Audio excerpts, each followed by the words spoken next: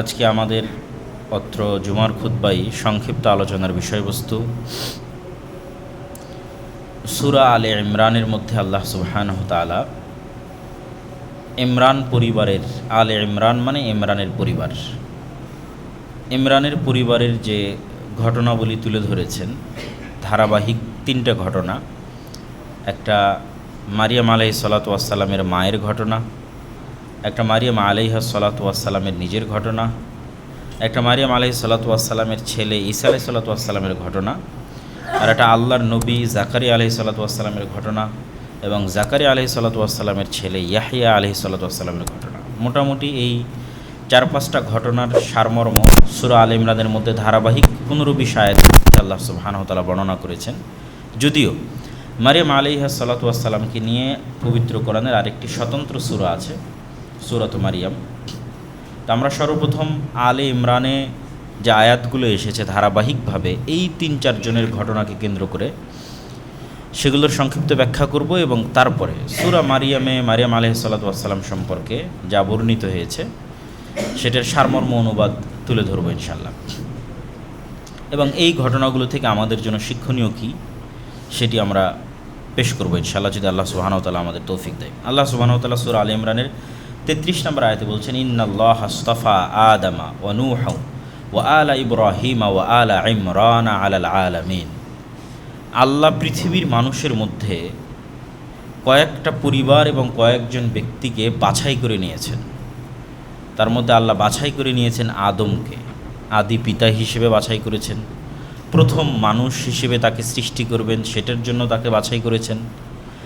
তিনি ফেরেশতা কর্তৃক সিজদা পাবেন সেটার জন্য তাকে বাছাই করেছেন। ইবলিসের ষড়যন্ত্রের শিকার হবেন তার জন্য তাকে বাছাই করেছেন। ষড়যন্ত্রের শিকার হয়ে তিনিই প্রথম জান্নাত থেকে পৃথিবীতে নেমে আসবেন, এটার জন্য তিনি বাছাইকৃত হয়েছেন। তিনি প্রথম আল্লাহ সুবহানাহু ওয়া তাআলার কাছে গুনাহ থেকে তওবা করা শিখবেন এবং আল্লাহর নবী হিসেবে পৃথিবীতে তাওহীদের দাওয়াতের সূচনা করবেন, আল্লাহর দ্বীনের প্রচারের শুরু করবেন। এই সকল কিছুর জন্য আল্লাহ সুবহানাহু ওয়া তাআলা আদম আলাইহিস সালাতু ওয়াস সালামকে বাছাই করেছেন। ওয়া নূহান, আল্লাহ নূহকে বাছাই করেছেন। আদম আলাইহিস সালাতু ওয়াস সালামের মৃত্যুর পর কয়েক প্রজন্ম পর্যন্ত মানুষ তাওহীদের উপর ছিল। আব্দুল্লাহ বিন আব্বাস রাদিয়াল্লাহু তাআলা আনহুর বর্ণনা অনুযায়ী 10 প্রজন্ম পরে মানুষ তাওহীদ থেকে বিচ্যুত হয়। এক প্রজন্ম যদি 1000 বছর করে হয় হায়াত আদম আলাইহিস সালাতু ওয়াস সালামের মতো, তাহলে প্রায় 10,000 বছর পর নূহ আলাইহিস সালাতু ওয়াস সালামের আগমন ঘটে। আর যদি হায়াত কম থাকে তাহলে এর চেয়ে কম হবে। কিন্তু আদম আলাইহিস সালাতু ওয়াস সালাম যেহেতু প্রায় 1000 বছরের কাছাকাছি বেঁচে ছিলেন, নূহ আলাইহিস সালাম নিজেও যেহেতু 950 বছর বেঁচে ছিলেন কাছাকাছি, তো ওই সময় মানুষের হায়াতের ধরনটা এরকমই ছিল। তো প্রথম মানুষ যখন পথভ্রষ্ট হয়, তাওহীদ থেকে শিরকে নিমজ্জিত হয়, তখন আল্লাহ সুবহানাহু ওয়া তাআলা নূহকে বাছাই করলেন মানুষকে পুনরায় তাওহীদের পথে নিয়ে আসার জন্য। নূহ আলাইহিস সালাতু ওয়াস সালামের পরে পৃথিবীতে মাত্র গুটি কয়েক মানুষ দ্বীনের উপর থাকলো, আর বাকি সব মানুষ পৃথিবী থেকে ধ্বংস হয়ে গেল। এরপরে আবার মানুষ যখন পথভ্রষ্ট হলো, তখন আল্লাহ সুবহানাহু ওয়া তাআলা ইব্রাহিম এবং ইব্রাহিমের পরিবারকে, নূহ আর আদমের সময় আল্লাহ পরিবার বলেননি, বলেছেন আমি আদমকে বাছাই করেছি, নূহকে বাছাই করেছি। আর ইব্রাহিমের সময় বললেন ওয়া আলা ইব্রাহিম, আর ইব্রাহিমের পরিবারকে বাছাই করেছি। ইব্রাহিম আলাইহিস সালাতু ওয়াস সালাম এবং তার পরিবারকে আল্লাহ বাছাই করলেন পৃথিবীতে তাওহীদের দাওয়াত ছড়িয়ে দেওয়ার জন্য। ইব্রাহিমের 2 সন্তান ইসহাক এবং ইসমাইল এবং তাদের পরবর্তী উত্তরসূরিরা। তারপরে আল্লাহ বলছেন ওয়া আলা ইমরান, যেটা আজকে আমাদের আলোচ্য বিষয়বস্তু, যেই নামে পবিত্র কোরআনের 2য় সূরা, যে আমি ইমরানের পরিবারকে বাছাই করলাম। ইমরান দ্বারা উদ্দেশ্য কি? কেউ বলেছেন মূসা এবং হারুন আলাইহিস সালাতু ওয়াস সালামের পিতার নাম ছিল ইমরান, ফলত এটার দ্বারা উদ্দেশ্য মূলত আলে মূসা, আলে হারুন, মূসা এবং হারুনের পরবর্তী বংশধর। আর কেউ বলেছেন যে মারিয়াম আলাইহিস সালাতু ওয়াস সালামের পিতার নাম ছিল ইমরান, এবং এটা ঠিক যে তার পিতার নাম ইমরান ছিল। এবং আল্লাহ সুবহানাহু ওয়া তাআলা মারিয়ামের মাকে ইমরাআতু ইমরান, ইমরানের স্ত্রী বলে সম্বোধন করেছে, ফলত তার বংশধর, তথা সে, তার স্ত্রী, তার কন্যা, তার কন্যার সন্তান, এবং এমনকি ইমরানের স্ত্রীর বোন, ইমরানের স্ত্রীর আপন বোন হচ্ছে জাকারিয়া আলাইহিস সালাতু ওয়াস সালামের স্ত্রী। তাহলে ইয়াহইয়া আলাইহিস সালাতু ওয়াস সালাম এবং ঈসা আলাইহিস সালাতু ওয়াস সালাম হচ্ছেন খালাতো ভাই। তো এই পুরো পরিবার আলে ইমরান। তো আল্লাহ সুবহানাহু তাআলা তাদেরকে বাছাই করলেন পৃথিবীতে তাওহীদের দাওয়াত, আল্লাহর বিধান, আল্লাহর দ্বীন ছড়িয়ে দেওয়ার জন্য, আলাল আলামিন, সারা পৃথিবীর মানুষের উপর। যুররিয়াতাম বা'দুহা মিন বা'দ আল্লাহু সামিউন আলিম। আর এরা কেউ বিচ্ছিন্ন নয়, সবাই কারো না কারো বংশধর, তথা কোনো না কোনোভাবে আলে ইমরানও আদম আলাইহিস সালাতু ওয়াস সালামের বংশধর, কোনো না কোনোভাবে আলে ইব্রাহিমও নূহ আলাইহিস সালাতু ওয়াস সালামের বংশধর। তাই একজন আরেকজনের বংশধর হওয়ার দ্বারা প্রমাণিত হয় যে তারা সবাই আদমের সন্তান, কেউ আল্লাহর সন্তান নয়, নবী যত বড়ই হোক। এটা বলে আল্লাহ সুবহানাহু ওয়া তাআলা এই মেসেজটা এখানে পরিষ্কার করে দিলেন শুরুতেই, যে যুররিয়াতাম বা'দুহা মিন বা'দ, সবাই একজন আরেকজনের বংশধর তথা সবাই আদমের সন্তান। আল্লাহু সামিউন আলিম, আল্লাহ শোনেন এবং জানেন। আল্লাহ কি শোনেন? এই জায়গায় আল্লাহর শোনার গুণ উল্লেখ করার মহত্ব কি? এখানে আল্লাহর শোনার গুণ উল্লেখ করার মহত্ব হচ্ছে আল্লাহ মানুষের দোয়া শোনেন, এবং এখনই আল্লাহ ধারাবাহিক কয়েকটা দোয়ার কথা উল্লেখ করবেন যেগুলো তিনি শুনেছেন, এখনই উল্লেখ করবে কোরআনে। তাহলে আল্লাহ দোয়া শোনেন, সামিউদ দোয়া, মানুষের দোয়া শোনেন। আলিম, তিনি জানেন। এই জায়গায় জানা বলা দ্বারা উদ্দেশ্য কি? এই জায়গায় জানা বলা দ্বারা উদ্দেশ্য আল্লাহ জানেন খুব ভালোভাবে কাকে কখন নবী করতে হবে, কোন পরিবার থেকে নবী বাছাই করতে হবে, এবং কাকে কিভাবে কখন নবুয়তের দায়িত্ব দিতে হবে। এই বিষয়ে আল্লাহ সুবহানাহু ওয়া তাআলা খুব ভালো জানেন, ভালো জ্ঞান রাখেন। তারপরে আয়াতে আল্লাহ সুবহানাহু ওয়া তাআলা বলছেন, ইয ক্বালাত ইমরাআতু ইমরান রব্বি ইন্নী নাযারতু লাকা মা ফি বাতনি মুহাররারা। এখানে একজন রাসূলের মায়ের জন্মের ঘটনা বর্ণনা করা হচ্ছে। কার মুখ দিয়ে বর্ণনা করা হচ্ছে? একজন রাসূলের নানির মুখ দিয়ে বর্ণনা করা হচ্ছে। রাসূল হচ্ছে ঈসা আলাইহিস সালাতু ওয়াস সালাম। এখনও তার জন্মের ঘটনা শুরু হয়নি। যেহেতু তার জন্মের ঘটনাটা পৃথিবীর ইতিহাসের অন্যতম ব্যতিক্রম ঘটনা, তাই ভূমিকা স্বরূপ আল্লাহ তার পূর্বে অনেকগুলো ঘটনা বলে নিচ্ছেন। ভূমিকা স্বরূপ ঈসা আলাইহিস সালাতু ওয়াস সালামের ঘটনা বলাই মূল উদ্দেশ্য, কিন্তু ঈসা আলাইহিস সালাতু ওয়াস সালামের ঘটনা পৃথিবীর এত ব্যতিক্রম ঘটনা যে ওটার প্রতি বিশ্বাস তৈরি করার জন্য প্রেক্ষাপট লাগে, এবং এই প্রেক্ষাপট ওই যুগের মানুষের জন্য দরকার ছিল। এত বড় ঘটনা ওই যুগের মানুষ দেখবে, তার আগে কিছু ঘটনা লাগবে। তো তার আগে ঘটনা শুরু হচ্ছে ঈসা আলাইহিস সালামের নানি ইমরাআতু ইমরান, ইমরানের স্ত্রী, মারিয়ামের মা, ঈসা আলাইহিস সালামের নানি। ইয ক্বালাত ইমরাআতু ইমরান, মা, একজন নবীর মা কিভাবে জন্ম হচ্ছে আগে সেটা বলা হচ্ছে, তারপরে নবীর জন্ম। ইয ক্বালাত ইমরাআতু ইমরান রব্বি ইন্নী নাযারতু লাকা মা ফি বাতনি মুহাররারা। যখন ইমরানের স্ত্রী তথা ঈসা আলাইহিস সালামের নানি মারিয়ামের মা বললেন, হে আল্লাহ, আমার পেটে যা আছে তা তোমার রাস্তায় মুহাররার করে দিলাম। মুহাররার মানে দুনিয়াবি সকল কাজ থেকে মুক্ত করে শুধু তোমার এবং তোমার দ্বীনের কাজ করবে, এই জন্য ওয়াকফ করে দিলাম। যেমন মানুষ নিজের সম্পত্তি আল্লাহর রাস্তায় ওয়াকফ করে দেয়, ঠিক নিজের সন্তানকে আল্লাহর রাস্তায় ওয়াকফ করে দিল। মুহাররার, স্বাধীন করে দিলাম। কি থেকে স্বাধীন করে দিলাম? আমার নিজের কাজ থেকে, দুনিয়ার কাজ থেকে, সব কাজ থেকে। বড় হয়ে আমাকে দেখতে হবে, আমাকে খাওয়াতে হবে, রুজি রুটি ইনকাম করতে হবে, এগুলো না। দুনিয়াবি সকল কিছু থেকে মুক্ত করে দিলাম তোমার রাস্তার জন্য। ফাতাকাব্বাল মিন্নি, অতএব আপনি আমার এই যে আমার সন্তানকে যে আমার পেটে এসেছে আপনার রাস্তার জন্য ওয়াকফ করে দিলাম, এই ওয়াকফ করাটাকে আপনি কবুল করেন। তো শুধু আল্লাহ সুবহানাহু ওয়া তাআলার কাছে চাইলেই এবং আল্লাহর রাস্তায় ওয়াকফ করে দিলেই বা কোনো নিয়ত করলেই ক্ষান্ত হয়ে যাওয়া উচিত নয়, বরং ওইটা যেন আল্লাহ কবুল করে তার জন্য দোয়াও করা উচিত, যেমন উনি করতেছেন। উনি তো এই পর্যন্ত বলেই থামতে পারেন যে আল্লাহ, আমার পেটের সন্তান তোমার রাস্তা দিয়ে দিলাম। তারপরে বাক্য কি? ফাতাকাব্বাল মিন্নি, আপনি আমার থেকে এটা কবুল করেন। কেন আল্লাহ সুবহানাহু ওয়া তাআলা কবুল না করলে তার এই মানত কোনো কাজে আসবে না। তিনি যে উদ্দেশ্যে মানত করতেছেন কবুল হওয়া লাগবে। ইন্নাকা আনতাস সামিউল আলিম, আবারও একই কথা যে আপনি জানেন এবং আপনি শোনেন।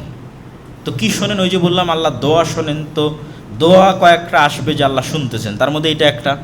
ঈসা আলাইহিস সালাতু ওয়াস সালামের নানি দোয়া করতেছে, এটা আল্লাহ শুনতেছেন, সেটা একটা। আলিম, আর আপনি সব কিছু জানেন যে আমি কোন নিয়াতে, সঠিক নিয়াতে করছি না লোক দেখানোর নিয়াতে করতেছি, সব জানেন আপনি। তো যেহেতু আমার অন্তরের অবস্থা আপনি জানেন, অতএব আমার এই মানতকে আপনি কবুল করেন। এখানে আরও একটা জিনিস শুরুতেই বলে রাখি যে আল্লাহ সুবহানাহু ওয়া তাআলা একজন নবীর জন্মের ঘটনা পবিত্র কোরআনে বর্ণনা করছেন। তার নানির থেকে শুরু করেছেন, তারপরে তার মায়ের জন্ম হবে, মায়ের জন্মের ঘটনা বলবেন, তারপরে তার জন্মের ঘটনা বলবেন। তো এগুলো একটাও কিন্তু সরাসরি কোনো কিতাবের ওহী নয়, কেন এগুলো তো মানুষের জীবনের ঘটনা। এটা তাওরাত নয়, এটা ইঞ্জিল নয়। তাওরাত এবং ইঞ্জিল কি? যেখানে নামাজের কথা থাকবে, কালামের কথা থাকবে, দোয়া দরুদ শিখানো থাকবে, এটা তো একটা মানুষের জীবনে যে ঘটনা ঘটতেছে সেটা, একটা মানুষ কীভাবে জন্ম নিচ্ছে তার ঘটনা। তো একটা মানুষের জন্মের ঘটনাই মূলত তার হাদিস বা তার সিরাত, তার ইতিহাস।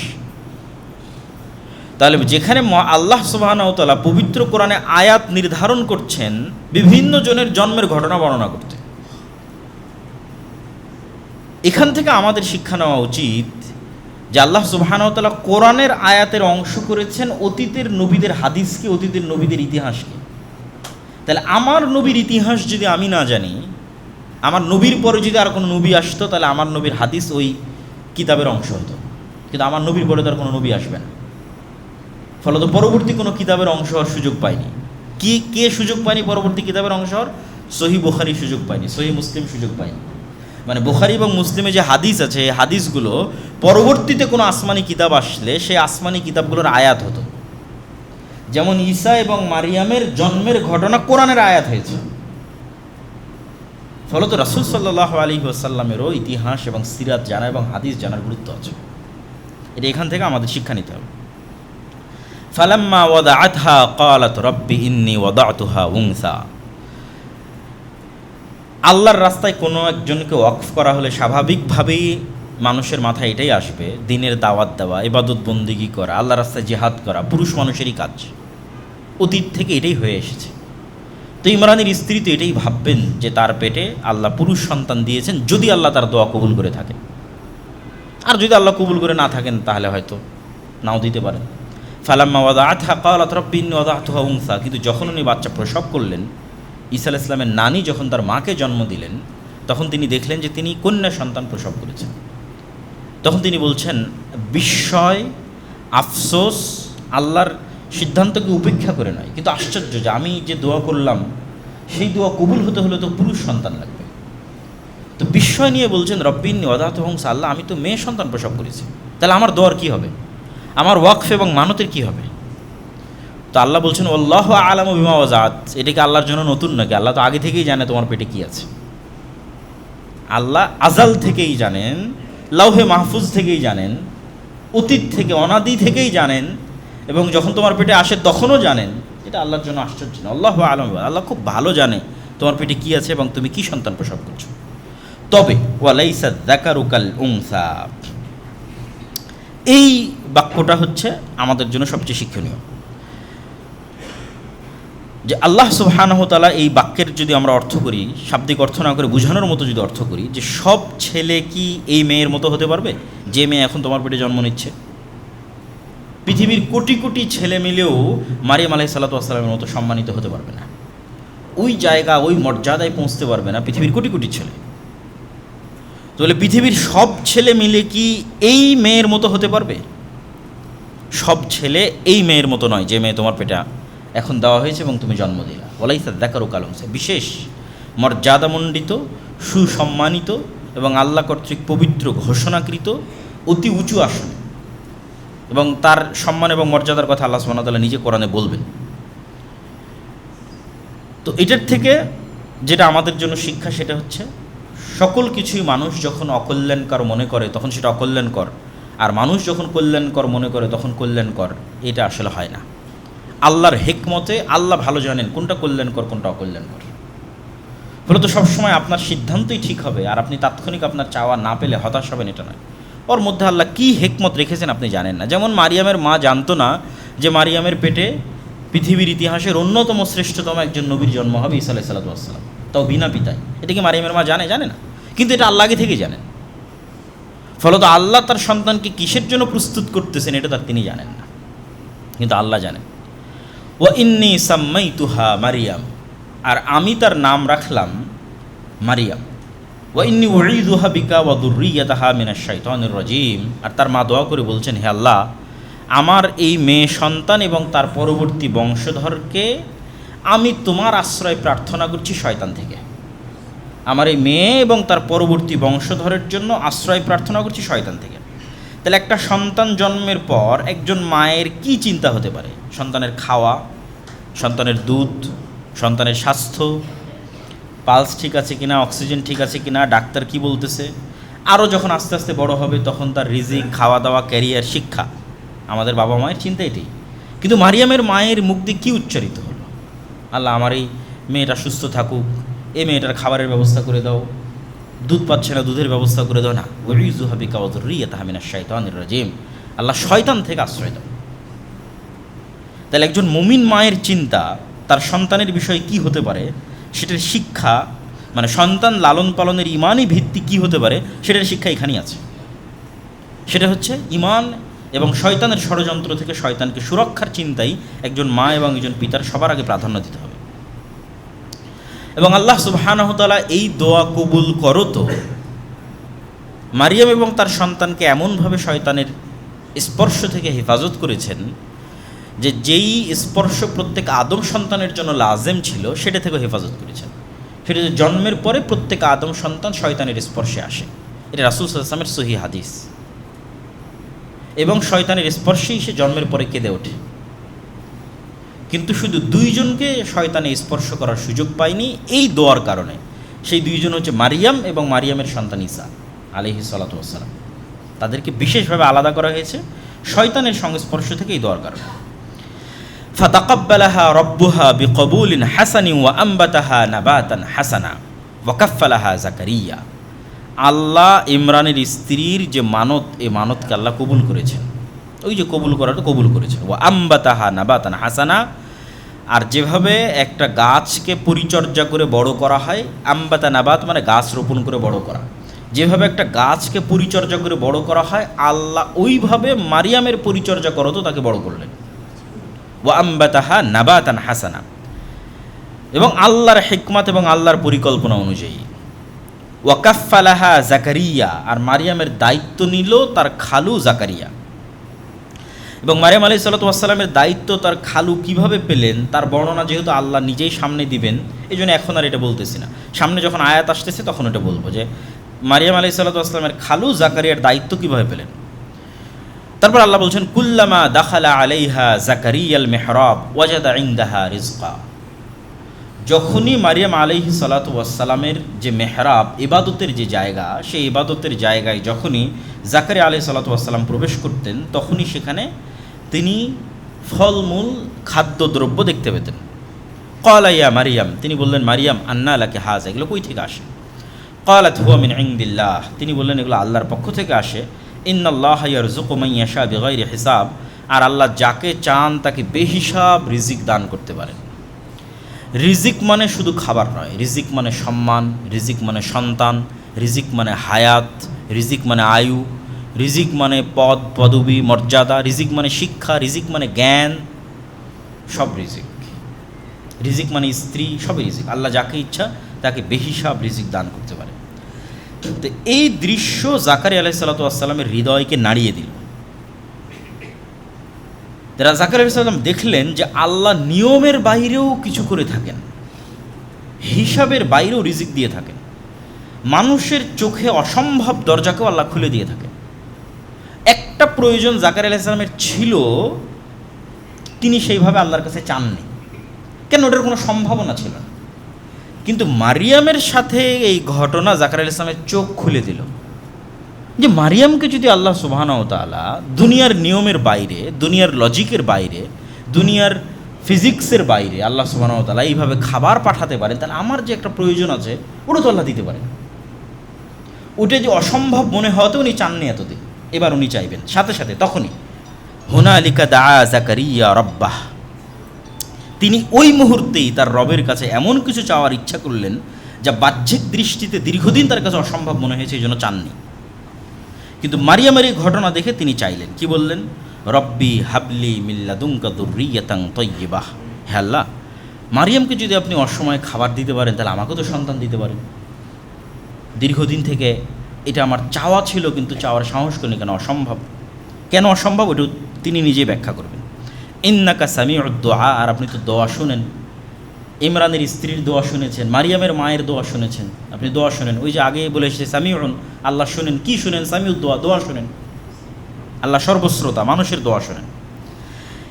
এখানে এই আয়াত থেকে দুটো পয়েন্ট আমাদের বের করতে হবে। একটা পয়েন্ট হচ্ছে আল্লাহ যখনই কাউকে সন্তান দেওয়া বা সন্তান চাওয়ার কথা উল্লেখ করেছেন, তখন তার যে গুণের কথা বলেছেন সেটা ওয়াহাবা ইয়াহিবু, ওয়াহাব।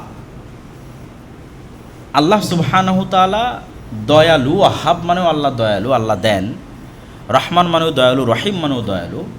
কিন্তু ওয়াহাবের যেটা দেওয়া সেটা হচ্ছে না চাইতেই, অথবা বিনিময় ছাড়াই, অথবা অসম্ভব কিছু, অথবা সে হকদার নয়, অথবা সে যোগ্য নয়, তারপরও আল্লাহ সুবহানাহু ওয়া তাআলা নিজের দয়ায় দিয়ে দেন, এটাকে বলে ওয়াহাব। হ্যাঁ, আপনি দিতে পারেন, আমাকে দেন। আরেকটা কি এখান থেকে তয়্যিবাহ, পবিত্র বংশধর দেন। তিনি তো শুধু সন্তান চাইতে পারতেন, কিন্তু তিনি চাইলেন পবিত্র বংশধর, পবিত্র সন্তান। তাহলে মুমিনের দোয়া শুধু সন্তান চাওয়ার দোয়া কখনোই হওয়া উচিত নয়, বরং মুমিনের দোয়া হবে এমন সন্তান চাওয়ার দোয়া যে হবে পবিত্র, সৎ। যেমনটা জাকারিয়া আলাইহিস সালাতু ওয়াস সালাম দোয়া চাচ্ছেন, তিনি শুধু সন্তান চাচ্ছেন না, বলছেন পবিত্র সন্তান, পবিত্র বংশধর। ফানাদাতহুল মালাইকাতু ওয়া হুয়া কায়িমুন ইউসাল্লি ফিল মিহরাব। জাকারিয়া আলাইহিস সালাতু ওয়াস সালাম ইনস্ট্যান্ট এই দৃশ্য দেখে ইনস্ট্যান্ট দোয়া করলেন। এবার ইমিডিয়েট সাথে সাথেই আল্লাহ সুবহানাহু ওয়া তাআলা ফেরেশতা দিয়ে তাকে উত্তর দিচ্ছেন। যখন তিনি তার সালাত শেষই করেননি, তিনি সালাতে দাঁড়িয়ে দোয়া করতেছেন, সালাত শেষই করেননি, তখনই ফেরেশতা তাকে ডাক দিয়ে বলছে, ইন্নাল্লাহা ইউবাশশিরুকা বিয়াহইয়া মুসাদ্দিকাম বিকালিমাতিন মিনাল্লাহ ওয়া সাইয়্যিদান ওয়া হাসূরান ওয়া নাবিয়্যাম মিনাস সালিহিন। আল্লাহ তোমাকে সুসংবাদ দিচ্ছে একটা সন্তানের, তার নামও আল্লাহ বলে দিচ্ছে। এবং আমরা যখন সূরা মারিয়ামের অনুবাদ করব তখন এটার সাথে আরও কিছু তথ্য যুক্ত হবে। আল্লাহ সুবহানাহু তাআলা একটা সন্তানের সুসংবাদ দিচ্ছে, তার নামও বলে দিচ্ছে, তার নাম হবে ইয়াহিয়া। তার গুণ কী হবে? এক, মুসাদ্দিকাম বিকালিমাতিন মিনাল্লাহ, অচিরেই আল্লাহর একটা কালিমা আসবে, সেই কালিমাকে সে সত্যায়ন করবে। আল্লাহর কালিমা হচ্ছে ঈসা আলাইহিস সালাতু ওয়াস সালাম। আল্লাহর এই কালিমার উপর প্রথম ঈমান আনয়নকারী হচ্ছে ইয়াহইয়া আলাইহিস সালাতু ওয়াস সালাম। মানে মারিয়ামের পবিত্রতা এবং মারিয়ামের সন্তানের নবুয়তের উপর প্রথম ঈমান আনয়নকারী ইয়াহইয়া। এটা আল্লাহ আগেই বলে দিচ্ছেন, সে মুসাদ্দিকাম বিকালিমাতিন মিনাল্লাহ, আল্লাহর একটা কালেমা অচিরেই আসবে, সেই কালেমার সে সত্যায়নকারী হবে। ওয়া সাইয়্যিদান, সে নেতা হবে। ওয়া হাসূরান, হাসুর মানে ধৈর্যশীল, ধৈর্যের সর্বোচ্চ চূড়ায় পৌঁছলে হাসুর বলা হয়। ধৈর্যের সর্বোচ্চ চূড়া কি হতে পারে, সেটা হচ্ছে হাসুর। এবং এত সর্বোচ্চ ধৈর্য যে বিভিন্ন ইতিহাস গ্রন্থে, তাফসির গ্রন্থে, বাইবেল, তাওরাত, বিভিন্ন সব জায়গায় বর্ণিত হয়েছে যে ইয়াহইয়া আলাইহিস সালাতু ওয়াস সালামের সর্বোচ্চ ধৈর্য ধারণের স্তরে তিনি যেটা পৌঁছেছিলেন, তার একটা স্তর হচ্ছে মানুষের যৌন কামনার উপর ধৈর্য ধারণ। ফলত তার কখনো কোনো স্ত্রী গ্রহণ বা নারী সংস্পর্শ গ্রহণের কখনো প্রয়োজনই হয়নি। তিনি ধৈর্যের এত সর্বোচ্চ স্তরে পৌঁছে গেছিলেন। ওয়া নাবিয়্যাম মিনাস সালিহিন, তিনি সর্বোচ্চ স্তরের ধৈর্য ধারণকারী হবেন, নবী হবেন, সৎ কর্মশীল বান্দাদের অন্তর্ভুক্ত হবেন। এতগুলো গুণ আল্লাহ সুবহানাহু ওয়া তাআলা ইয়াহইয়ার জন্য বললেন। কোন ইয়াহইয়া? যে জাকারিয়া এখন মারিয়ামের খালু, যিনি এখন তার সন্তানের জন্য দোয়া করছেন, তার যে সন্তান হবে তার গুণ বলছেন। তা আল্লাহ সুবহানাহু ওয়া তাআলার এই ভবিষ্যৎবাণী শোনার পর জাকারিয়া আলাইহিস সালাতু ওয়াস সালাম বিশ্বাস করতেন যে আল্লাহ তাকে চাইলে সন্তান দিতে পারে, কিন্তু সত্যি সত্যি আল্লাহ তাকে সন্তান দিয়ে দিবেন এত বড় আশা উনি করেননি। আর এত দ্রুত আল্লাহ তার দোয়া কবুল করবেন, এটা যেন মেঘ না চাইতে বৃষ্টির মতো। তাই তিনি আনন্দের আতিশয্যে বিস্ময়ে আল্লাহকে বলছেন, রব্বি আন্না ইয়াকুনু লি গোলাম, অস্বীকার করে নয়, বিস্ময়ে, যে আল্লাহ আমার কেমনে সন্তান হতে পারে। অকাদ বালাগানিয়াল কিবার, আমি তো বৃদ্ধ হয়ে গেছি। ওয়ামরাআতি আকির, আমার স্ত্রী বন্ধ্যা। সন্তান হওয়ার কোনো দুনিয়াবি লজিক নাই। পৃথিবীতে সন্তান প্রজননের যে নিয়ম, সেই নিয়মের মধ্যে আমার এবং আমার স্ত্রীর সাধ্য নাই। ক্বালা কাযালিকা আল্লাহু ইয়াফআলু মা ইয়াশা, আল্লাহ বললেন যে আল্লাহ এভাবেই যা ইচ্ছা তাই সৃষ্টি করতে পারেন। পৃথিবীতে সন্তান প্রজননের নিয়মও আল্লাহর সৃষ্টি। আর এই সন্তান প্রজননের নিয়মের বাইরেই আল্লাহ সবার আগে আদমকে সৃষ্টি করেছে। আর এই সন্তান প্রজননের নিয়মের বাইরেই আল্লাহ আদমের স্ত্রী হাওয়াকে সৃষ্টি করেছে। তাহলে আল্লাহর জন্য নিয়ম নয়, কেন নিয়ম তো আল্লাহই তৈরি করেছে। ওয়া কাযালিকা আল্লাহু ইয়াফআলু মা ইয়াশা। আর এই ঘটনাই পরবর্তীতে ঈসা আলাইহিস সালাতু ওয়াস সালামের অলৌকিক জন্মের উপর ঈমান আনার জন্য জাকারিয়া এবং ইয়াহইয়াকে সহযোগিতা করবে। আমি বললাম না যে এতগুলো ঘটনা বর্ণনা হচ্ছে একটা প্রেক্ষাপট তৈরি করার জন্য, কেননা সবচেয়ে ভয়ঙ্কর ঘটনা তো সামনে আসতেছে, সেটার প্রেক্ষাপট তৈরি হচ্ছে। প্রথম প্রেক্ষাপট হচ্ছে মারিয়ামের নিজেরই জন্ম। তারপরের প্রেক্ষাপট কি? মারিয়ামের কাছে অসময়ে খাদ্য আসতেছে। তারপরের প্রেক্ষাপট কি? জাকারিয়া দোয়া করলেন, সাথে সাথে দোয়া কবুল হয়ে গেল। জাকারিয়া নিজে বৃদ্ধ, তার স্ত্রী বন্ধা, তারপরও তাদের সন্তান হবে। এগুলোর দ্বারা একটা প্রেক্ষাপট তৈরি হচ্ছে যেন এরা অন্তত ঈমান আনয়ন করতে পারে যখন ঈসা আলাইহিস সালামের জন্ম হবে। এবং যখন ঈসা আলাইহিস সালামের জন্ম হবে তখন এনারাই প্রথম ঈমান আনয়ন করবেন, জাকারিয়া এবং ইয়াহইয়া। কেন? অলরেডি তারা এক্সপ্লোর করেছে যে আল্লাহ পারে, তার নিজের জীবনে এক্সপ্লোর করেছে। ক্বালা রাব্বি জাআল্লি আয়া, হে আল্লাহ, এত বড় ব্যতিক্রম ঘটনা ঘটবে এর একটা নিদর্শন দেন। বিশ্বাস হচ্ছে না। কেমনে বিশ্বাস করবো যে কখন আমার স্ত্রী গর্ভধারণ হচ্ছে? ক্বালা আয়াতুকা আল্লা তুকাল্লিমান নাসা সালাসা, তোমার জন্য নিদর্শন হচ্ছে, চিহ্ন হচ্ছে, টানা 3 দিন তোমার মুখ বন্ধ থাকবে, কোনো কথাই মুখ দিয়ে বের হবে না। শুধু কি বের হবে? ওয়াযকুর রাব্বাকা কাসীরান ওয়াসাব্বিহ বিল আশিয়্যি ওয়াল ইবকার, শুধু সকাল সন্ধ্যায় তাসবিহ হবে আর সবসময় আল্লাহর জিকির হবে। 3 দিন পারলে আল্লাহর জিকির করো, না পারলে মুখে তালা দিয়ে রাখো।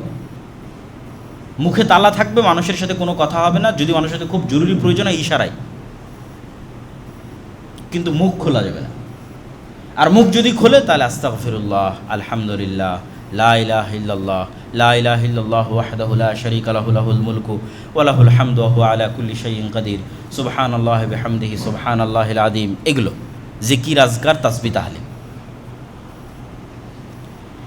তা মহান আল্লাহ সুবহানাহু ওয়া তাআলার এই নির্দেশ কি প্রমাণ করে? যে 3 দিন তিনি মানুষের সাথে যাবতীয় কথা বন্ধ রাখা, মাত্রাতিরিক্ত জিকির এবং সকাল সন্ধ্যা তাসবিহ পাঠের বরকতেই মহান আল্লাহ অসম্ভবকে সম্ভব করে দিবেন। আল্লাহু আকবার। আর এই 3 দিনের মধ্যেই তার স্ত্রী গর্ভবতী হবেন। মানুষ যদি জীবনে বড় কিছু অর্জন করতে চায় তাহলে অতিরিক্ত জিকির এবং সকাল সন্ধ্যার তাসবিহ পাঠের কোনো বিকল্প নেই। আল্লাহ জাকারিয়ার জন্য এত বড় অসম্ভবকে সম্ভব করে দিচ্ছেন, অপ্রয়োজনীয় কথা বন্ধ, জিকির, আজকার এবং সকাল সন্ধ্যার তাসবিহ। তো আপনার জীবনেরও অনেক অসম্ভব আল্লাহ সম্ভব করে দিতে পারে জিকির দিয়ে, অনেক অসম্ভবকে আল্লাহ সম্ভব করে দিতে পারে সকাল সন্ধ্যার তাসবিহ দিয়ে। এর চেয়ে শক্তিশালী এবং এর চেয়ে পাওয়ারফুল অন্তত বর্তমান পৃথিবীতে কিছু নাই সকাল সন্ধ্যার জিকিরের চাইতে। আর সর্বশ্রেষ্ঠ জিকির পবিত্র কোরআন। ওয়াইদ ক্বালাতিল মালাইকাতু ইয়া মারইয়াম ইন্নাল্লাহা আসতাফাকি ওয়া তাহহারাকি ওয়াসতাফাকি আলা নিসাইল আলামিন। এবার মূল ঘটনার প্রেক্ষাপট তৈরি করা সম্পূর্ণ। এবার আল্লাহ মারিয়ামকে বলছেন ফেরেশতাদের মাধ্যমে, হে মারিয়াম, ইন্নাল্লাহা আসতাফাকি, আল্লাহ তোমাকে বাছাই করেছেন, ওয়া তাহহারাকি, এবং আল্লাহ তোমাকে পবিত্র করেছেন, ওয়াসতাফাকি আলা নিসাইল আলামিন, আর আল্লাহ তোমাকে বাছাই করেছেন সারা পৃথিবীর সকল মহিলার উপর। তো 2 বার বাছাই করার অর্থ কি?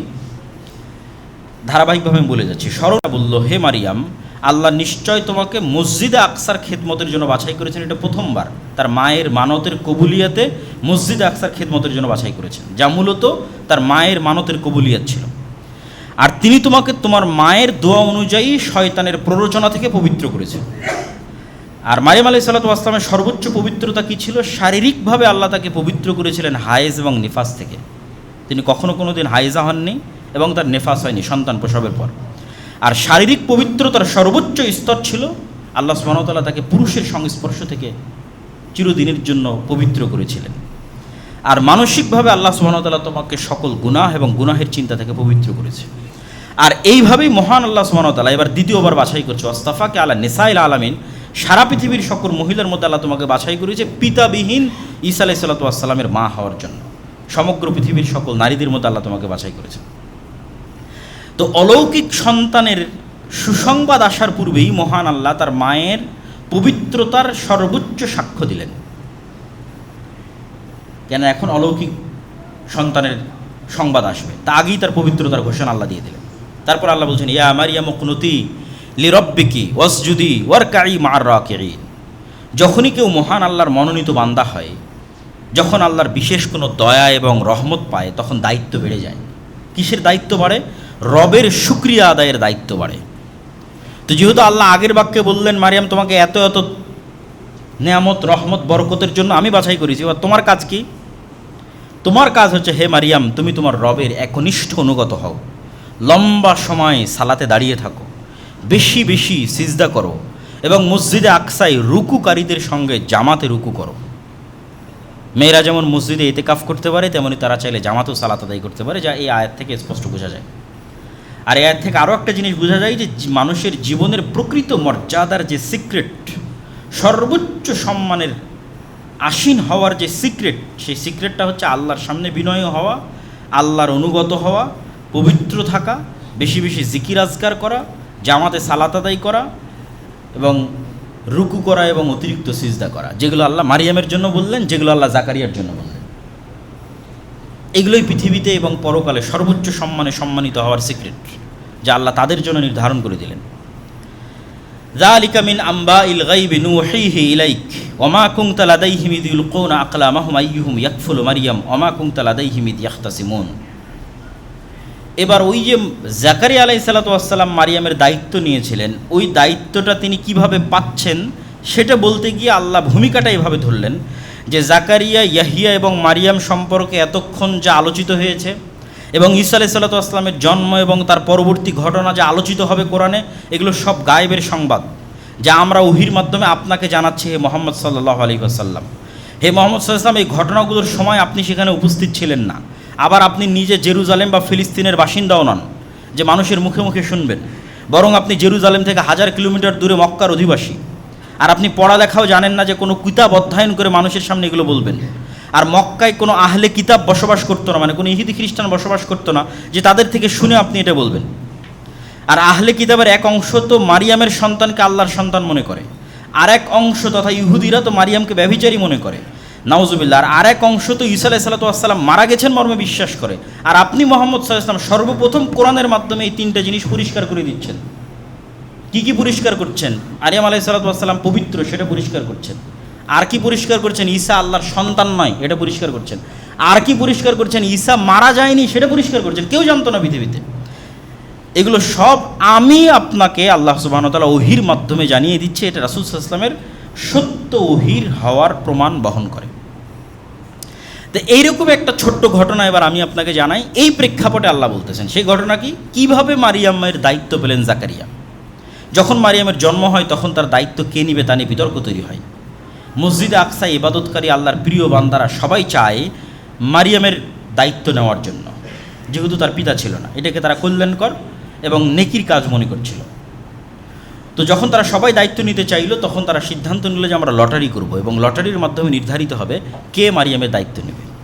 এবং লটারির ধরন ছিল সবাই কলম পানিতে নিক্ষেপ করবে, নদীতে অথবা এমনি পানিতে। যদি স্রোতস্বিনী নদীতে নিক্ষেপ করে তাহলে কলম স্রোতের বিপরীতে যাবে, আর যদি স্বাভাবিক পানিতে নিক্ষেপ করে সব কলম ডুবে যাবে, যার কলম ভেসে থাকবে সে মারিয়ামের দায়িত্ব পালন করবে। তো তারা যে কলমগুলো দিয়ে তাওরাত লিখিত, যেহেতু সবাই আল্লাহর প্রিয় বান্দা, সবাই মসজিদে আকসায় আল্লাহর দিনের খেদমত করতো, দায়ী ইলাল্লাহ, জাকারিয়াও একজন নবী এবং দায়ী ইলাল্লাহ, তারা যে কলমগুলো দিয়ে তাওরাত লিখতো সেগুলো তারা পানিতে নিক্ষেপ করলো। সবার কলম ডুবে গেল, কিন্তু জাকারিয়া আলাইহিস সালাতু ওয়াস সালামের কলম ভেসে থাকলো অথবা স্রোতের বিপরীতে চললো।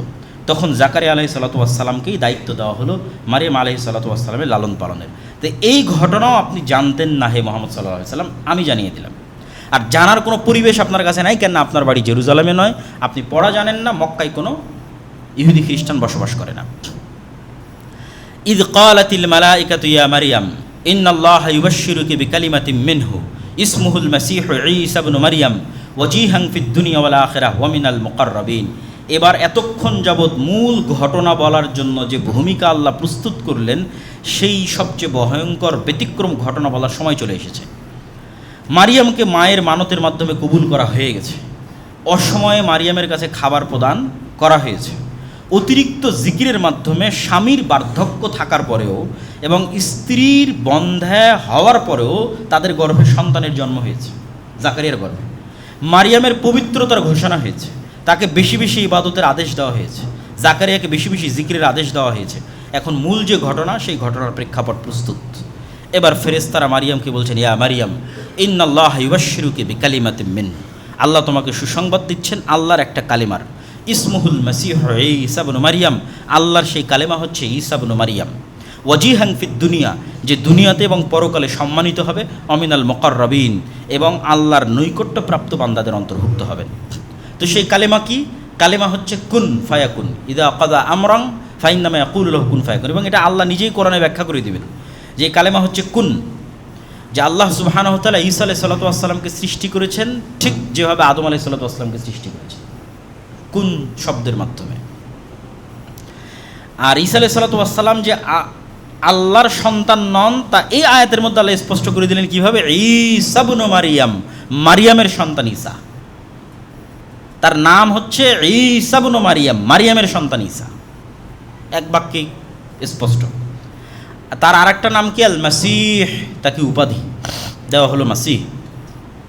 এই মাসিহ উপাধির ঈসা শব্দের অর্থ নেতা হওয়া, এটা হিব্রু ইয়াসুর থেকে আরবিতে ঈসায় পরিণত করা হয়েছে।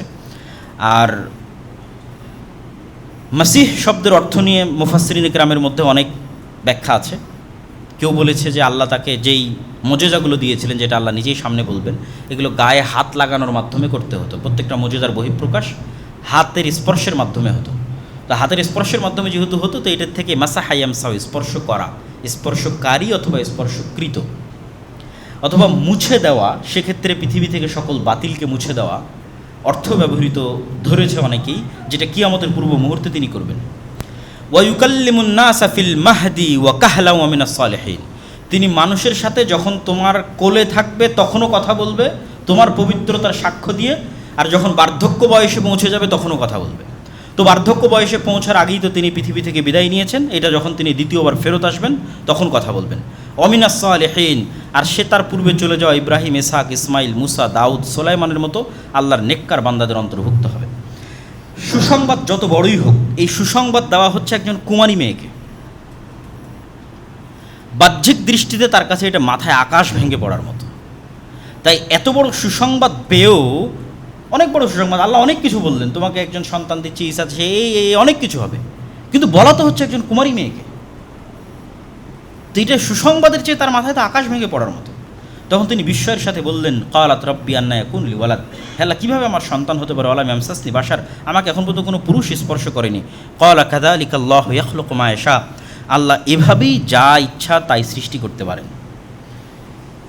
এবং আল্লাহ সুবহানাহু তাআলা পৃথিবীতে আরও অসংখ্য প্রাণীর মধ্যে পুরুষের সংস্পর্শ ছাড়া সৃষ্টির উদাহরণ রেখে দিয়েছেন।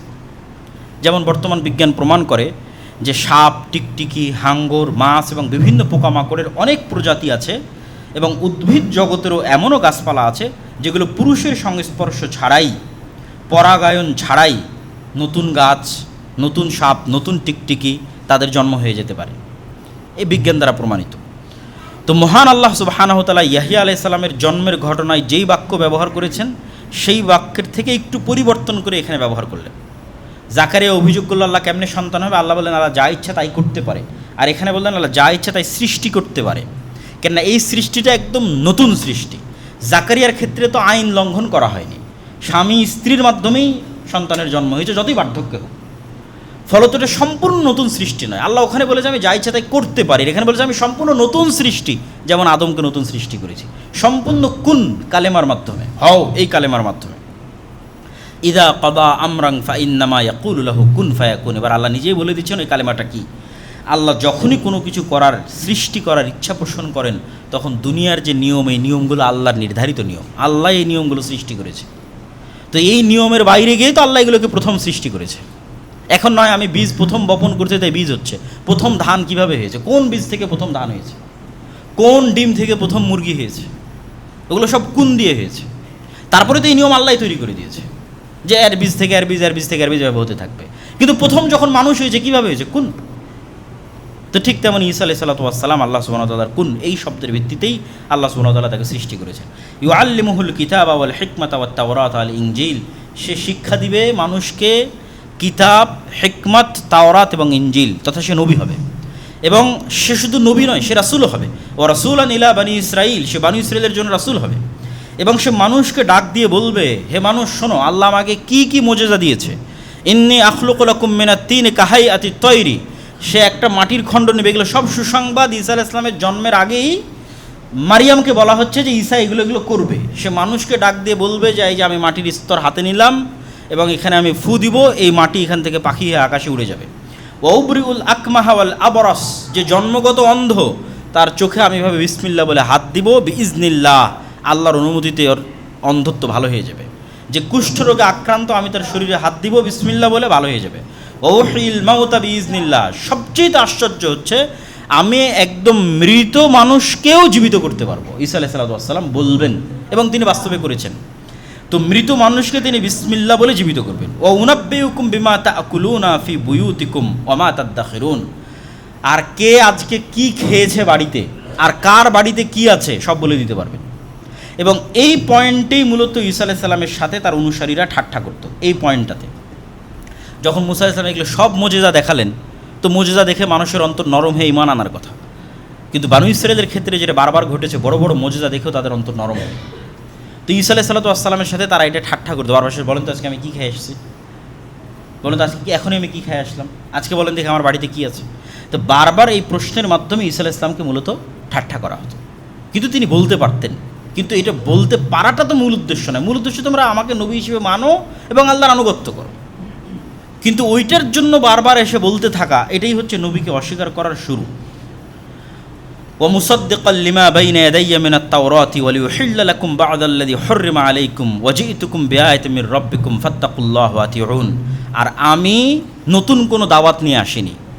মূসা আলাইহিস সালাম যে দাওয়াত দিয়ে গেছে তাওরাতের মাধ্যমে, ওইটারই সত্যায়ন করতে এসেছি।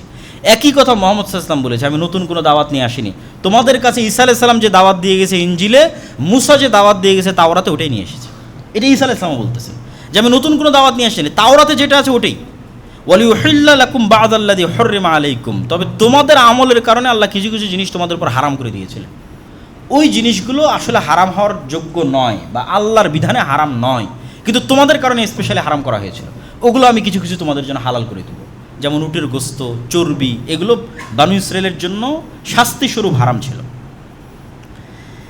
ইন্না রব্বি ওয়া রাব্বুকুম ফা'বুদু হাদা সিরাতুম মুস্তাকিম। এটাও ঈসা আলাইহিস সালামের কথা। আমি আর তোমরা তোমাদের সবার প্রতিপালক আল্লাহ, অতএব ইবাদত হবে আল্লাহর। এটা কেন বলা হচ্ছে? এত এত মুজিজা থাকার পর ঈসা আলাইহিস সালাম কি ইবাদতের যোগ্য? অলৌকিক জন্ম থেকে শুরু, মায়ের কোলে কথা বললেন, অলৌকিকভাবে জন্ম নিলেন, তার মায়ের কাছে অলৌকিকভাবে খাবার আসতো, জীবিতকে মৃত করলেন, মাটি থেকে উড়ন্ত পাখি তৈরি করলেন, সবার অসুস্থতা ভালো করে দিলেন, পুরো জীবনটাই অলৌকিকতায় ভরপুর। আবার জীবিত অবস্থায় আকাশে উঠে যাবেন। তাই এত অলৌকিকত্বের পরেও কি তিনি ইবাদতের যোগ্য? তখন উনি নিজেই বলছেন, ইন্নাল্লাহ রব্বি ওয়া রব্বুকুম। নিশ্চয় আল্লাহ আমার রব এবং তোমাদের রব, আমি আল্লাহরই বান্দা। অতএব তোমরা আমার নয়, আল্লাহরই ইবাদত করো। হাদা সিরাতুম মুস্তাকিম। আর এটাই হচ্ছে অতীত থেকে, যুগ যুগ থেকে চলে আসা নবীদের দাওয়াত। একটা কথাই, রব্বি ওয়া রব্বুকুম ফা'বুদুল্লাহ, সেটা তোমরা আল্লাহর ইবাদত করো। ফালাম্মা হাসসা ঈসা মিনহুমুল কুফরা ক্বালা মান আনসারি ইলাল্লাহ। এই যে বললাম যে তিনি এতগুলো মুজিজা দেখালেন, তো এই মুজিজা অন্যগুলো তো মোটামুটি মানুষের কাজে লাগে, কিন্তু ওই যে একটা মুজিজা যেটা মানুষ অপব্যবহার করা শুরু করলো, বলেন দেখি এখন কি খেয়ে আসলাম, বলেন দেখি আজকে আমার বাড়িতে কি আছে, এই আচরণে ঈসা ইসলাম কষ্ট পেলেন। এবং তিনি বুঝতে পারলেন যে মানুষ তার উপর ঈমান আনবে না, বরং কুফরি করবে, তাকে অস্বীকার করবে। তখন তিনি বললেন, একে তো মানুষ তার মাকে অপবাদ দিচ্ছে, ওই একটা অপবাদের বোঝা তো তার ব্রেনে মেন্টালি প্রেশার হিসেবে আছেই, বাকি এত মুজিজা দেখার পরও মানুষ তার উপর ঈমান আনতেছে না। মান আনসারি ইলাল্লাহ, হে আমার জাতি, বলো তোমাদের মধ্যে কে খালেসভাবে আমার সহযোগিতা করবে আল্লাহর সন্তুষ্টির জন্য। আনসারুল্লাহ, আল্লাহর সহযোগী হবে, আল্লাহর সন্তুষ্টির জন্য আমাকে সহযোগিতা করবে কে? ক্বাল আল হাওয়ারিয়ুনা, হাওয়ারিরা বলল যারা সাদা রঙের অধিকারী। তো শাব্দিক অর্থ হচ্ছে সাদা রঙের অধিকারী। কি সাদা রং? মুফাসসিরিন ইকরাম লিখেছেন তারা সাদা জামা পরতো এই কারণে, কেউ লিখেছেন তারা ধোপা ছিল, কাপড়কে ময়লা থেকে সাদা করতো এই কারণে, কেউ লিখেছেন তাদের অন্তর সাদা ধবধবে ছিল, পরিষ্কার, নিষ্কলুষ হৃদয়, পবিত্র হৃদয়। তো 12 জন হাওয়ারি বলল, নাহনু আনসারুল্লাহ, আমরা আল্লাহর সন্তুষ্টির জন্য আপনার এই দিনের দাওয়াত কবুল করলাম, আপনার উপর ঈমান আনলাম। ওয়াশহাদ বিআন্না মুসলিমুন, যদিও প্রথম ঈমান এনেছে জাকারিয়া আলাইহিস সালাতু ওয়াস সালাম, প্রথম ঈমান এনেছে ইয়াহইয়া আলাইহিস সালাতু ওয়াস সালাম, এবং ইয়াহইয়া এবং ঈসা আলাইহিস সালাতু ওয়াস সালাম তারা একই সাথেই তৎকালীন পৃথিবীতে দাওয়াতি কাজ করতেন, 2-3-4 বছরের ছোট বড়। ইয়াহইয়া আলাইহিস সালাতু ওয়াস সালাম 3-4 বছরের বড়, আর ঈসা আলাইহিস সালাতু ওয়াস সালাম 3-4 বছরের ছোট। ওয়ামাকারু ওয়ামাকারাল্লাহ ওয়াল্লাহু খায়রুল মাকিরিন। ইহুদিরাও ষড়যন্ত্র করলো, আর আল্লাহও তাদের বিরুদ্ধে পাল্টা ষড়যন্ত্র করলেন। আর আল্লাহ যদি পাল্টা ষড়যন্ত্র করেন সেটাকে আর কেউ বাধা দিতে পারে না। তো কি হলো? এই আয়াতের ব্যাখ্যা কি, এই ধারাবাহিকতায় আয়াত কেন আসলো? তো ঈসা আলাইহিসসালাম এবং হাওয়ারিরা মিলে এবং ইয়াহইয়া আলাইহিসসালাম মিলে জেরুজালেম, ফিলিস্তিন এবং সিরিয়ার মাটিতে যে তাওহীদের দাওয়াত দেওয়া শুরু করলেন, আর উনি যে সবসময় মোজেজাগুলো দেখাতেন, ধীরে ধীরে এই 12 জন দিয়ে শুরু, ইয়াহইয়া দিয়ে শুরু, ধীরে ধীরে তার অনুসারীর সংখ্যা বাড়তেই লাগলো। এবং যখন তার অনুসারীর সংখ্যা বাড়তে লাগলো, তখন ভণ্ড ইহুদি ধর্মীয় নেতা যারা ছিল তাদের মুখোশ উন্মোচিত হতে লাগলো। হিংসার বশবর্তী হয়ে ইহুদিরা তো আগে থেকে তার মায়ের নামে মিথ্যা অপবাদ রটাতো, তারা তার সাথেও শত্রুতার সর্বোচ্চ শিখরে পৌঁছে গেল। এবং কোনো কিছুতেই যখন ঈসা আলাইহিস সালামের দাওয়াত থামানো সম্ভব হচ্ছিল না, তখন রোমান শাসকের সহযোগিতা নিয়ে ঈসা আলাইহিস সালামকে এবং ইয়াহইয়া আলাইহিস সালামকে দুইজনকে হত্যার ষড়যন্ত্র করা হলো। এবং ইতিহাস বলে যে তিনজনকেই, মানে ইহুদি খ্রিস্টানদের দাবি অনুযায়ী তিনজনকেই হত্যা করা হয়েছে। জাকারিয়াকেও হত্যা করা হয়েছে, ইয়াহইয়াকেও হত্যা করা হয়েছে, ঈসা আলাইহিস সালামকে হত্যা করা হয়েছে। ইসলাম এসে বলল যে ঈসা আলাইহিস সালাম নিহত হননি, 500 বছর পরে এসে বলল ঈসা আলাইহিস সালামকে আল্লাহ উঠিয়ে নিয়েছে। কিন্তু জাকারিয়া এবং ইয়াহইয়া আলাইহিস সালামের বিষয়ে ইতিহাসে মোটামুটি প্রসিদ্ধ যে তাদেরকে ইহুদিরা সাকসেসফুলি হত্যা করেছে। এবং দুইজনেরই হত্যার জন্য ভিন্ন ভিন্ন ঘটনা প্রচলিত আছে, সত্য মিথ্যা আল্লাহ ভালো জানে। জাকারিয়া আলাইহিস সালামের জন্য প্রচলিত আছে তিনি একটা গাছের মধ্যে আশ্রয় নিয়েছিলেন, পুরো গাছ করাট দিয়ে কেটে ফেলা হয়েছিল এবং তিনিও সেখানে নিহত হয়েছিলেন। আর ইয়াহইয়া আলাইহিস সালামের ক্ষেত্রে প্রসিদ্ধ আছে যে তৎকালীন বাদশাহ এক অবৈধ সম্পর্কে লিপ্ত ছিল, যেটা তাওরাত অনুযায়ী, ইনজিল অনুযায়ী হারাম। তো বাদশাহ চাচ্ছিল যে তার এই কাজকে ধর্মীয় নেতারা বৈধতা দিক। তো ধর্মীয় নেতাদের মধ্যে ইয়াহইয়া আলাইহিস সালাম এই কাজের বৈধতা না দিয়ে সেটাকে ওপেন হারাম ঘোষণা করলেন। এবং ইয়াহইয়া আলাইহিস সালামের এই হারাম ঘোষণার কারণে তার ভিতরে এবং তার যেই মেয়ের সাথে তার অবৈধ সম্পর্ক ছিল তাদের ভিতরে একটা ক্ষোভ বিরাজ করলো যে আমাদের বিরুদ্ধে এই ফতোয়া দিচ্ছে, এর প্রতিশোধ আমরা নিবই। তো ফলো ওই মেয়ে বাদশার কাছে চাইলো যে তুমি যদি আমাকে সন্তুষ্ট করতে চাও তাহলে ইয়াহইয়ার মাথা চাই, কাটা মাথা। তখন বাদশাহ তার সেই প্রেমিকাকে সন্তুষ্ট করার জন্য ইয়াহইয়া আলাইহিস সালামের কর্তনকৃত মাথা সেখানে উপস্থিত করেছিল, তথা ইয়াহইয়া আলাইহিস সালামকে হত্যা করেছিল। তো তাদের ষড়যন্ত্র কোথায় গিয়ে সফল হয়নি? ঈসা আলাইহিস সালামের ক্ষেত্রে গিয়ে সফল হয়নি, যেটা আল্লাহ বলছে যে তারা ঈসা আলাইহিস সালামকে হত্যার ষড়যন্ত্র করলো। কিন্তু আল্লাহ সুবহানাহু ওয়া তাআলা কী করলেন? আল্লাহ পরের আয়াতে বলছেন, ইদ ক্বালাল্লাহু ইয়া ঈসা ইন্নী মুতাওয়াফফিকা ওয়া রাফিউকা ইলাইয়া ওয়া মুতাহহিরুকা মিনাল্লাযীনা কাফারু।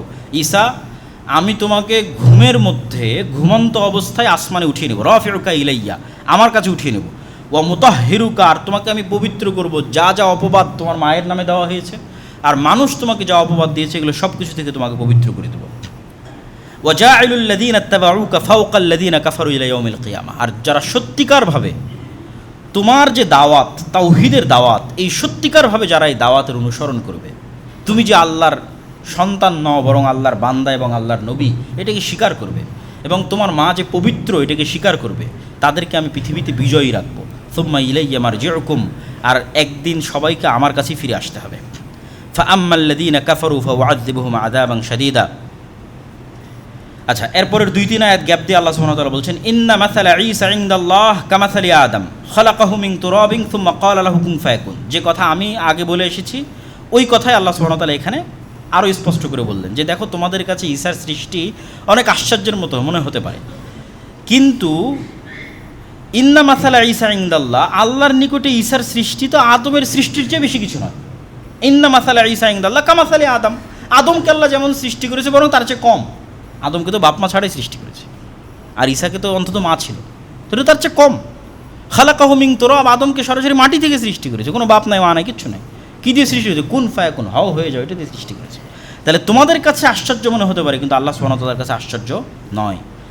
আর এটাই আল হাক্কু মির রাব্বিকা ফালা তাকুম মিনাল মুমতারিন। আর এই যে আমি বলছি যে ঈসা আল্লাহর সন্তান নন, বরং ঈসা আলাইহিস সালাম ওই রকমই যেমন আল্লাহ আদমকে সৃষ্টি করেছেন, এটাই সত্য। এটা নিয়ে যেন হে মুহাম্মদ সাল্লাল্লাহু আলাইহি ওয়াসাল্লাম আপনার অন্তরেও সন্দেহ না থাকে, এটা সরাসরি মুহাম্মদ সাল্লাল্লাহু আলাইহি ওয়াসাল্লামকে বলা হচ্ছে। আর যদি মানুষ আপনার সাথে এটা নিয়ে বেশি তর্ক বিতর্ক করে, খ্রিস্টানরা পরের আয়াতে, ফামান হাজ্জাকা ফীহি মিন বাদি মা জাআকা মিনাল ইলম, এই সত্য কথা বলে দেওয়ার পরেও যদি খ্রিস্টানরা আপনার সাথে বেশি তর্ক বিতর্ক করে, এই আয়াত তখন অবতীর্ণ হচ্ছিল যখন নাজরান থেকে একদল খ্রিস্টান আসছিল এবং তারা ঈসা আলাইহিস সালামের জন্ম সম্পর্কে এবং ঈসা আলাইহিস সালাম সম্পর্কে ইসলামের আকীদা কি সেটা জানতে চাইল। তো যদি এরপরও বেশি তর্ক বিতর্ক করে তাহলে আপনি ওপেন চ্যালেঞ্জে চলে যান। চ্যালেঞ্জ কীভাবে দিবেন? নাদউ আবনাআনা ওয়া আবনাআকুম, এই খ্রিস্টানরা আসো, তোমাদের ছেলে মেয়ে, তোমাদের বাড়ির স্ত্রী পুত্র সব, ওয়া নিসাআনা ওয়া নিসাআকুম, আমাদের ছেলে মেয়ে আর আমাদের বাড়ির স্ত্রী পুত্র সব, কোথায় যাব? আমরা খোলা মাঠে যাব। সুম্মা নাবতাহিল ফানাজআল লা'নাতাল্লাহি আলাল কাযিবিন, তারপর আমরা মুবাহালা করব যে কে সত্য, ঈসা আল্লাহর সন্তান না ঈসা আল্লাহর বান্দা। আমি মুহাম্মদ বলছি ঈসা আল্লাহর বান্দা, যেমন আদমকে সৃষ্টি করেছে ঈসা আলাইহিস সালাতু ওয়াস সালাম। আর তোমরা যদি বলো ঈসা আল্লাহর সন্তান, তাহলে চলো আল্লাহর অভিশাপ মিথ্যুকদের উপর বর্ষিত। তো আল্লাহ সুবহানাহু ওয়া তাআলা বলতে বলতে বলতে বলতে এই সর্বোচ্চ যে চ্যালেঞ্জ সেটাও জানিয়ে দিলেন মুহাম্মদ সাল্লাল্লাহু আলাইহি ওয়াসাল্লামের মাধ্যমে। এবার এই আয়াত যখন আল্লাহ অবতীর্ণ করলেন, তখন নাজরানের প্রতিনিধি দল নবম হিজরিতে মুহাম্মদ সাল্লাল্লাহু আলাইহি ওয়াসাল্লামের কাছে মদিনাতেই আছে। মুহাম্মদ সাল্লাল্লাহু আলাইহি ওয়াসাল্লাম আলীকে বললেন, ফাতেমাকে বললেন, আর যারা ছিল সবাইকে বললেন চলো বের হয়ে, আল্লাহ আদেশ দিয়েছে মুবাহালার জন্য। এবং তাদেরকেও বললেন যে চলো তোমরাও তোমাদের ছেলে মেয়ে স্ত্রী পুত্র নিয়ে চলো আমরা মুবাহালা করি। তখন নাজরানের খ্রিস্টানরা পরস্পর পরামর্শ করলো যে পৃথিবীতে যদি সত্য নবীর বিরুদ্ধে দাঁড়ানো হয় এবং সত্য নবীর দোয়া অভিশাপ হিসেবে যদি ফিরে আসে, তাহলে ওই জাতির ধ্বংস ছাড়ার কোনো রাস্তা নেই।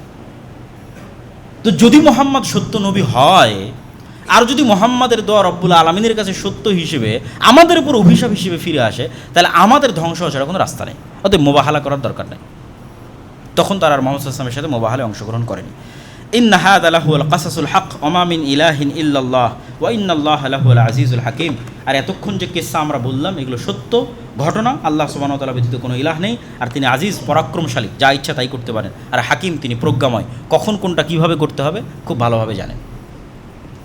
তো আমাদের সময় সংক্ষিপ্ত, এই জন্য আমরা সূরা মারিয়ামের যে অংশটুকু বাকি থাকলো মারিয়াম আলাইহিস সালাম সম্পর্কে সেটা বলতে পারলাম না। তবে একটা কথা না বললেই, আজকের বক্তব্যের মধ্যে একটা কথা প্রাসঙ্গিক, যেটা না বললেই নয়, সেটা বলে শেষ করব। এই পুরো ঘটনা থেকে আমরা কি শিখলাম? এই পুরো ঘটনা থেকে আমরা ইয়াহইয়া আলাইহিস সালামের জন্ম, জাকারিয়া আলাইহিস সালামের, তারপরে হচ্ছে মারিয়ামের জন্ম, তারপর আলাইহিস সালামের সন্তান ঈসা আলাইহিস সালামের জন্ম, সবগুলো থেকে যেটা শেখা গেল সেটা হচ্ছে মানুষের সম্মান এবং মর্যাদা, জিকির আজকার, সকাল সন্ধ্যার তাসবিহ, সালাত, এবং ওই সূরা মারিয়াম যদি তেলাওয়াত করতাম ওখানেও দেখতেন যে ঈসা আলাইহিস সালাম কী বলছেন। এবং আল্লাহর নবীর একটা হাদিস আছে যে একদিন জাকারিয়া এবং ইয়াহইয়া আলাইহিস সালাম মসজিদে আকসায় সব বানু ইসরায়েলকে ডাক দিয়ে বললেন তোমাদের জন্য 5টা উপদেশ, এবং ওখানেও সালাত এবং জিকির আজকারের কথা আছে এবং জাকাতের কথা আছে। তো এগুলো বিস্তারিত আজকে বলতে পারলাম না, তবে একটা জরুরি কথা যেটা বলতেই হবে, যে এই যে চলমান যে বিশ্বকাপ, এবং এই বিশ্বকাপে মানুষের বিভিন্ন প্লেয়ারের প্রতি যে ভালোবাসা, এটা নিয়ে চিন্তা করতেছিলাম, যেহেতু এটা নিয়ে ইদানিং অনেক আলোচনা সমালোচনা হচ্ছে। এটার উপর 3-4টা আয়াত সূরা বাকারা থেকে আপনাদের সামনে একটু পড়ে শোনা এবং পড়ে শুনে বক্তব্য শেষ করব। যে অনেকে এরকমও লিখেছে যে সে যদি মেসির সাথে জাহান্নামে থাকা লাগে তবুও সে খুশি, নাউযুবিল্লাহি মিন যালিক। তো আল্লাহ সুবহানাহু ওয়া তাআলা কী বলছেন কোরআন মাজিদে? ওয়া মিনান নাসি মান ইয়াত্তাখিযু মিন দুনিল্লাহ, মানুষের মধ্যে এমনও মানুষ আছে যারা আল্লাহ ব্যতীত অন্য কাউকে এত বেশি ভালোবাসে যতটা আসলে আল্লাহকে ভালোবাসা উচিত। সূরা বাকারা 164 থেকে 167 নম্বর আয়াত হুবহু অনুবাদ করব। যে মানুষের মধ্যে এমনও মানুষ আছে যারা আল্লাহ ব্যতীত অন্য কাউকে এত ভালোবাসে কাহুব্বিল্লাহ, যেটা আসলে আল্লাহকে ভালোবাসা উচিত। ওয়াল্লাযীনা আমানু আশাদ্দু হুব্বান লিল্লাহ, আর যারা ঈমান আনয়ন করেছে তারা সবচেয়ে বেশি ভালোবাসে রব্বুল আলামিনকে, আল্লাহকে। ওয়ালাউ ইয়ারাল্লাযীনা যালামু ইয ইয়ারাউনাল আযাবা আন্নাল কুওয়াতা লিল্লাহি জামিআ, যেই দিন আল্লাহর আযাব নেমে আসবে পৃথিবীতে অথবা কিয়ামতের মাঠে, সেই দিন এই সমস্ত জালেম পাপাচারী পাপিষ্ঠরা দেখতে পাবে যে আন্নাল কুওয়াতা লিল্লাহি জামিআ, সব ক্ষমতার মালিক আল্লাহ। যেই দিন এটা তাদের সামনে পরিষ্কার এবং স্পষ্ট হয়ে যাবে যে সকল ক্ষমতার মালিক আল্লাহ। ওয়ান্নাল্লাহ শাদীদুল আযাব, আর আল্লাহ যদি শাস্তি দিতে চান খুবই ভয়ঙ্কর শাস্তি দিতে পারেন। সেই দিন কী হবে জানো? ইয তাবাররা আল্লাযীনা তুবিউ মিনাল্লাযীনা ইত্তাবাউ, সেই দিন অবস্থার ভয়াবহতায় মানুষ যাদের ফ্যান ফলোয়ার ছিল, মানুষ যাদেরকে ভালোবাসত জান এবং প্রাণ দিয়ে, ওই সমস্ত যারা আমরা যেটা বলি ভাইরাল বলেন অথবা খুবই জনপ্রিয় বলেন, তো সেই জনপ্রিয় ভাইরাল অথবা যেটাই বলেন, যাদের মানুষ ব্যাপকভাবে ফ্যান ফলোয়ার ছিল, তারা যখন অবস্থার ভয়াবহতা দেখবে তখন তারা কি করবে? এদের থেকে নিজেদের সম্পর্ককে ছিন্ন করে নেবে। তো আমি তো জানি না এই কে। যখন অবস্থার ভয়াবহতা এতটা হবে, সেই দিন তাদের অনুসারীদের থেকে সম্পর্ক ছিন্ন করে নেবে। তা আমি যদি বাস্তব উদাহরণ বলি, মিস্ত্রি বলবো আমি তো জানি না এই কে, যে বলছে আমি জাহান্নামেও থাকতে চাই। আল্লাহ বলছেন ইয তাবাররা আল্লাযীনা তুবিউ মিনাল্লাযীনা ইত্তাবাউ, যাদের ফ্যান ফলোয়ার, ওরা ওদের ফ্যান ফলোয়ার থেকে সম্পর্ক ছিন্ন করে নেবে অবস্থার ভয়াবহতায়। ওরা আউল আযাব, আযাব দেখে এত হতবিহব্বল হয়ে যাবে যে তাকাত্তাআতিল আসবাব, দুনিয়ার সকল উপায় এবং মাধ্যম ওই দিন ছিন্ন হয়ে যাবে। ওয়াকাল আল্লাযীনা ইত্তাবাউ, ওই দিন যখন ওরা বলবে যে আমি তো চিনি নাই কে, যে এত ভালোবাসা প্রকাশ করতেছে, আজীবন সেই গেঞ্জি গায়ে দিয়ে থেকেছে, বলেছে না আমি যেখানেই হোক তার সাথে থাকতে চাই, যেতে চাই, তখন ওর গুরুই যখন বলবে যে আমি তো চিনি নাই কে, হুইজ হি, কে সে, জানি নাই কে, কই থেকে আসলো, আমি তো বলি না আমার অনুসরণ করতে, আমাকে মানতে। তখন কি হবে, যখন এরকম ছ্যাঁকা খাবে, মানে একদম খাঁটি বাংলায় বললে যখন এই ছ্যাঁকাটা খাবে, তখন এবার ফ্যান ফলোয়াররা বলবে লা ওয়ান্না লানা কাররাতাং ফানা তাবাররা মিনহুম কামা তাবাররা মিন্না। রে, যদি দুনিয়াতে যাওয়ার সুযোগ পেতাম তাহলে আজকে যেভাবে সে বলল কে, একে তো আমি চিনি না, দুনিয়াতে ওকে গিয়ে বলে আসতাম আরে তুই কে, আমি তোকে চিনি না। আবার যদি দুনিয়াতে যাওয়ার সুযোগ পেতাম তাহলে আমিও একটু এরকম সম্পর্ক ছিন্ন করতাম যে ও কে আমি চিনি না, কেন আজ কিয়ামতের মাঠেও বলতেছে এ কে, আমি তাকে চিনি না। তাহলে যদি আবার কিয়ামতের মাঠে ফিরে যাওয়ার সুযোগ হতো, দুনিয়াতে যাওয়ার ফিরে যাওয়ার সুযোগ হতো, তাহলে আমরাও একটু চেষ্টা করতাম এই সমস্ত জনপ্রিয় ব্যক্তিদের থেকে একটু নিজের সম্পর্কটা ছিন্ন করে নিতে, দেখাতে একটু তাদের মুখের উপর যে আমি চিনি না তুমি কে। এখন কিয়ামতের মাঠে সে বলতেছে যে সে চিনে না আমি কে।